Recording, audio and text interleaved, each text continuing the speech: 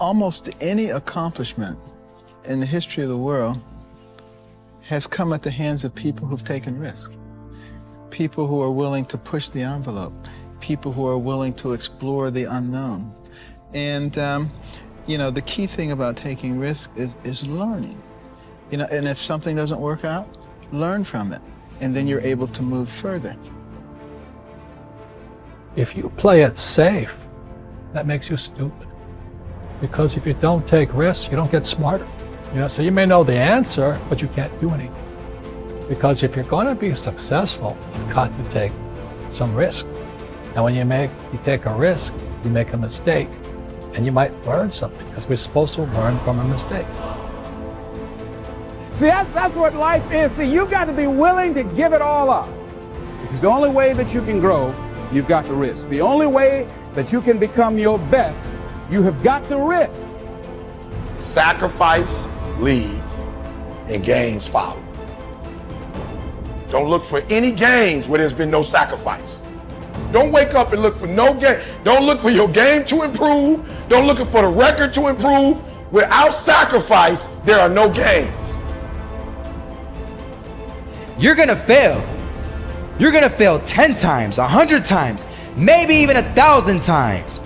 But that's okay. Failure isn't permanent.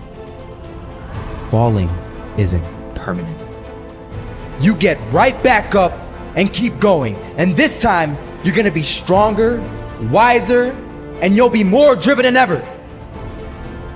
And for every 10 failures, you'll land one success. You have to love success so much that you're willing to fail 10 times before you can succeed once. That's how a winner does it. Here's something else. Want to create a greater sense of fulfillment? Challenge your fears. Challenge them. Look those fears in the face and take them on. Don't allow them to rule you. Decide that you're going to take some chances.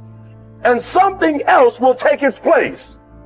If I quit, however, it will last forever. I dare you to take a little pain. I dare you. I dare you not to go home. Somebody said, I can't go home, I feel bad. Go through it. You ain't gonna die. At the end of pain is success. You've got to be willing to risk. If you're not willing to risk, you can't grow in life. Life has no power when you're not willing to risk. It's that to laugh is to risk appearing the fool. To weep is to risk appearing sentimental. To reach out for another is to risk involvement. To expose feelings is to risk exposing your true self. To place your ideas, your dreams before a crowd is to risk their loss. To love is to risk not being loved in return. To live is to risk dying. To hope is to risk despair. To try is to risk failure. But risk must be taken, because the greatest hazard in life is to risk nothing. The person who risks nothing, does nothing, has nothing, is nothing. They may avoid suffering and sorrow, but they cannot learn, feel, change, grow, love, and live. Chained by their certitudes, they are a slave. They have forfeited their freedom. Only a person who risks is free.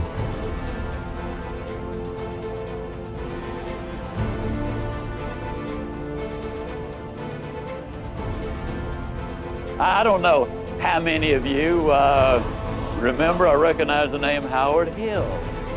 Now, Howard Hill was a good Alabama boy. He was an archer. They say he was the best in the whole world. He entered 287 archery tournaments. He placed first 287 times. He was so good, he retired early because the other archers started to get unwilling to compete for second place. I've seen newsreels of Howard Hill where from 50 feet away, he had split an arrow dead center in the bullseye. Then he would take the next arrow and split the first one. He killed a Cape buffalo with a bow and arrow, the most difficult game animal alive to bring down. He killed a Bengal tiger.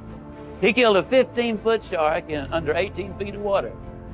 or was it an 18-foot shark under 15 feet of water? Well, it was a great big one in his way down there. I do know that.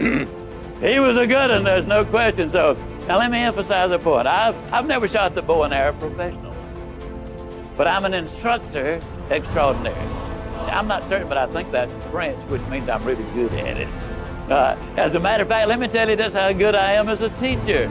If I could spend 30 minutes with any man or woman who will ever view this, providing your eyesight is good and your health is normal, at the end of 30 minutes, I would have you hitting the bullseye more consistently than Howard Hill could hit it on the best day he ever had.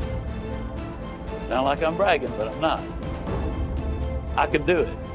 Provided, of course, you had first blindfolded Howard Hill and turn him around a couple of times so he wouldn't have a clue as, which way am I headed? And you might say, well, now, Ziglar, my goodness alive, fella, of course you could. That's ridiculous.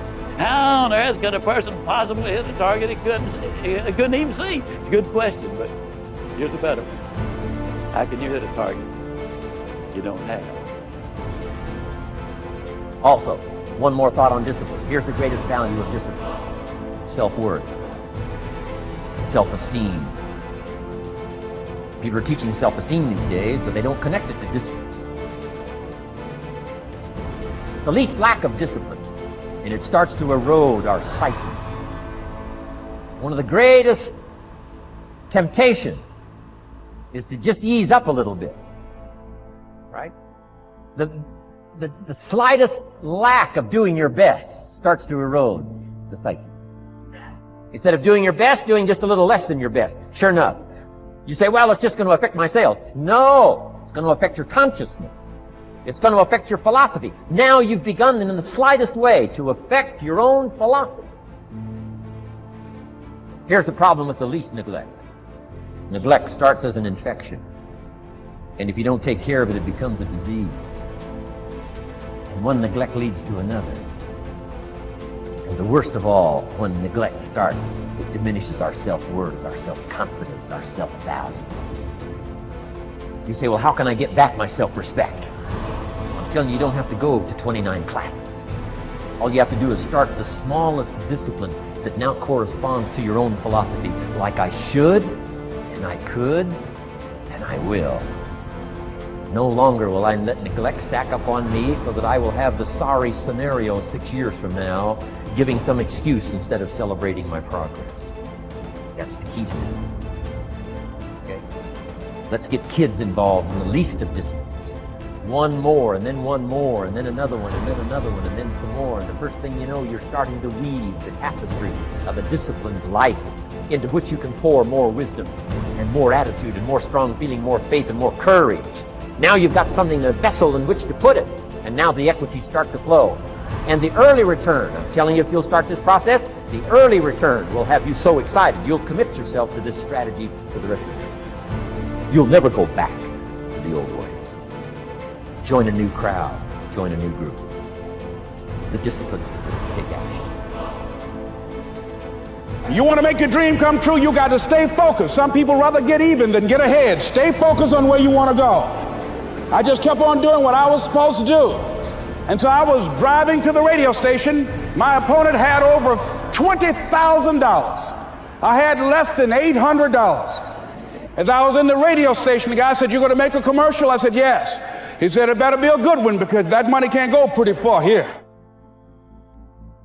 And I sat there in the middle control room and I was thinking, and here's what happens when you get still. Stuff will start coming.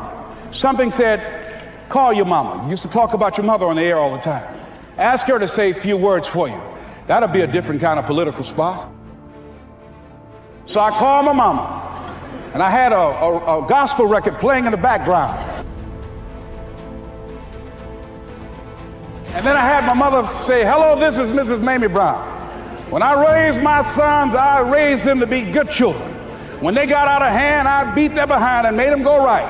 Please vote for my son. He's a good boy." Usually in the state representative race, maybe 3,000 or 4,000 people will come out to vote in a primary. In that primary race, over 27,000 people came out and voted and said, I'm voting for Les Brown because his mama said he's a good boy. I won, ladies and gentlemen. I won.